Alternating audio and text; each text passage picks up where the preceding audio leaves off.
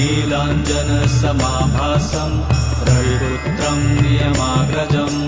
छायामार्तण्डसम्भुतं तं नमामि शनैश्चरम्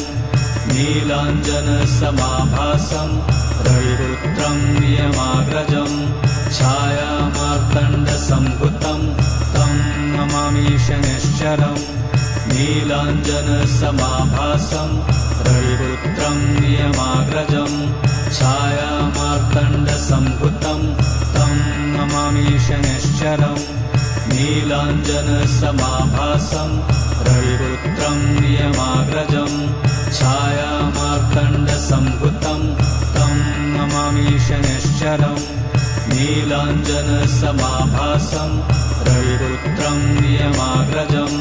छायामार्तण्डसम्भुतं तं नमामि शनैश्चरम्